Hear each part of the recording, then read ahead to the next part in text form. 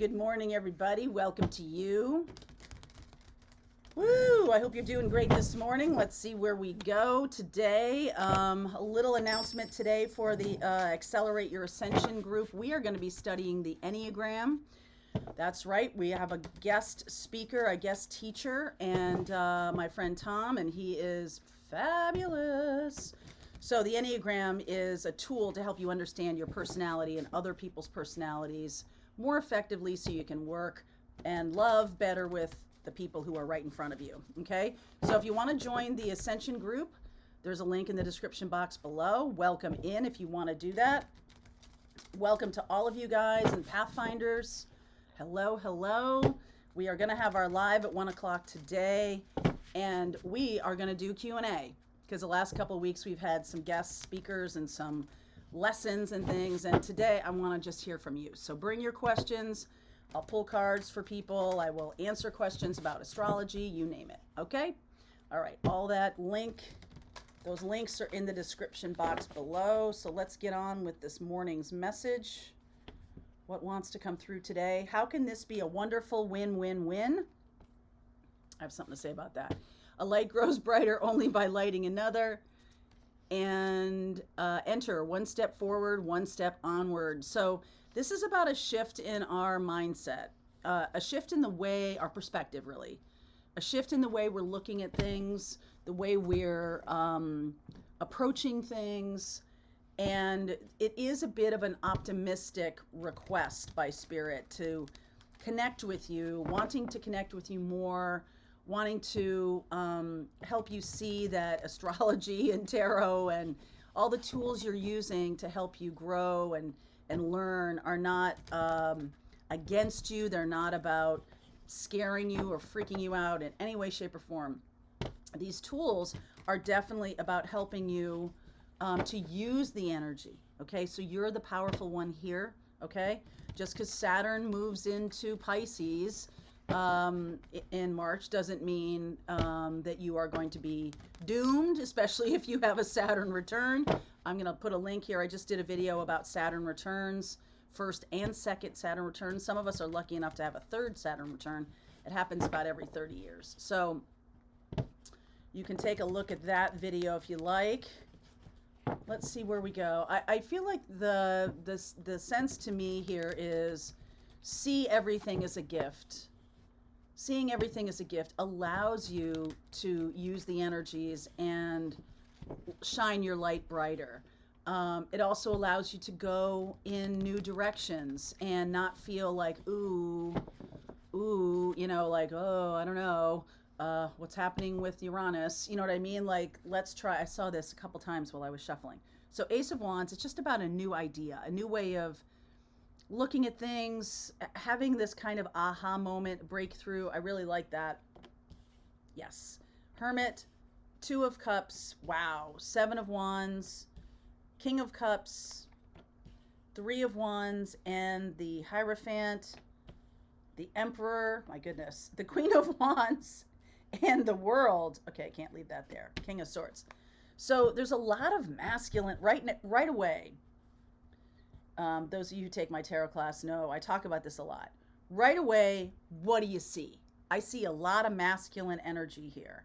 A Hermit, the King of Cups, the King of Swords, the Hierophant, the Emperor. It's a lot of masculine energy. And I feel like some of you, there's lots of wands here, okay, and I'm seeing a few cups, but it has to do with the collision or the collapse, no, the connection of our innovation, Ace of Wands, and our own feeling of either being powerful or powerless. Am I powerful in the way I'm wielding my spiritual gifts? Am I shining that light? Am I bringing that to the table? I feel like some of you have resisted love. I definitely have a friend in that category, resisting love because it's an old kind of love. It's not necessarily a kind of love that you've experienced yet. So it's definitely, I've had a few conversations around this lately. It's been actually kind of an interesting time Charlie says hi. um, and I feel like there's this sense of like cotton candy love, or something that isn't the new kind of love that we will be experiencing in years to come.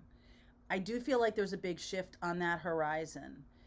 And I also feel like there's a sense of I'm not going, like coming from a negative perspective about what wants to come in, or what you're asking for to come in. It's sort of like a, yeah, I want something, but I don't want it to come in this way, or I don't want it to look this way, or yeah, I don't want to ask for a new career because every time I do, this is how it shows up.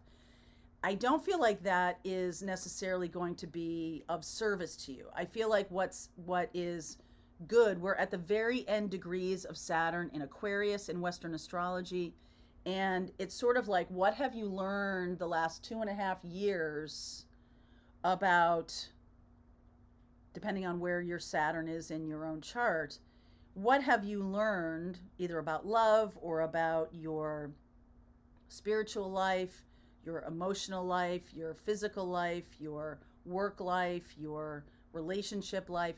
What have you learned, and what have you innovated about? Because Saturn in Aquarius is the clash of the Titans for me.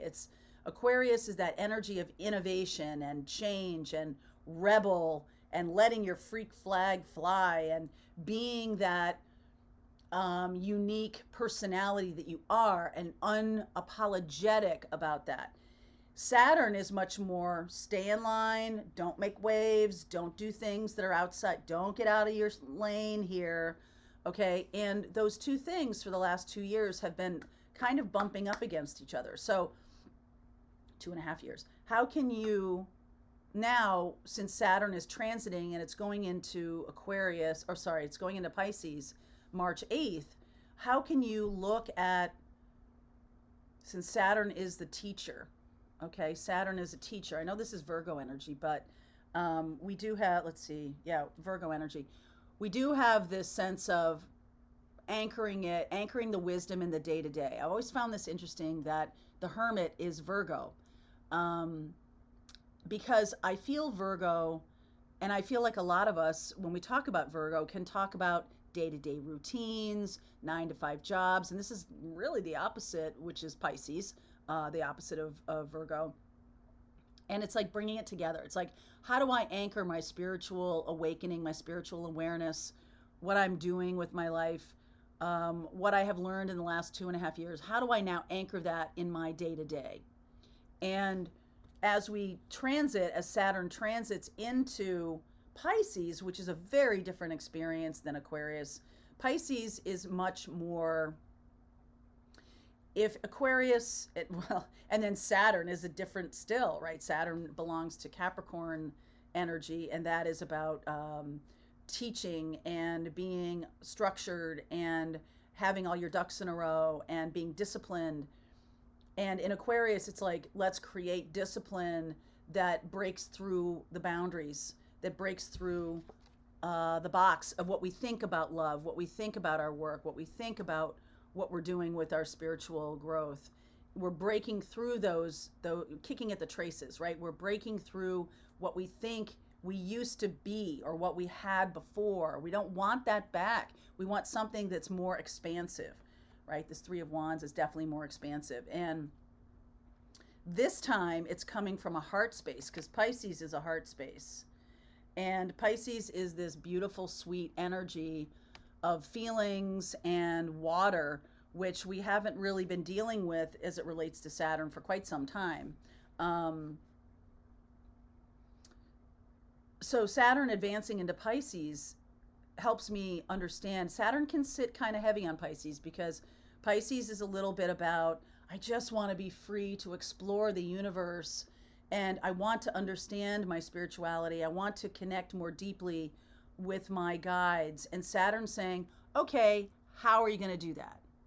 What's the lesson? What's the structure? What's the course? What's the class? Who's the guru? Who's the guide? right? And I do feel like there is a guide coming in, a guru coming in. I've seen this periodically over the past few months because, as you know, these readings are channeled messages that are coming in for the collective. So I've seen this about gurus and guides coming in. This is Taurus energy. So again, there's an earth feeling to this, and Saturn is connected to earth. So there's an earth feeling to this. How do I anchor this in my daily life? How do I take the innovations of the last 2.5 years, take my expansiveness, and channel it into a spiritual path that I'm still not sure how it's opening up? Like, I'm still not sure. I'm not seeing it. So I'm really intuiting it. And luckily, Pisces is going to be very helpful in that, because Pisces is the connection to the not the collection, not the collective, the guides. It is a collection to God, the source. And do we do things through guides or through teachers, planeted teachers? Do we do things through our own spirituality? Do we channel our own energy, our own connection? Do we take action and move in a fiery way towards a new way of getting clear? I feel like this has to do with this, because this to me is like the hermit is the guru and the Hierophant is the priest. So are we becoming our own priest? Are we becoming our own guru? Are we becoming that for ourselves? And if so, then this is the action forward. So some of us, I have been talking a lot in Pathfinders, in my morning messages, in my work around the Ascension program, to help you feel your own wisdom and guidance. It's definitely in my tarot classes too. If you're not connected to spirit, if you're not connected to the wisdom that's flowing through you as a channel, then tarot is shallower. I'm just going to say, I'm not going to say that people aren't doing it if they're not doing a practice about connecting to their spirit guides. I'm just going to say the energy can feel more shallow. The energy can feel more limited. When you're working with your own guides, when you're working with Isaac and Isabel, my guides, when you're working with this channel,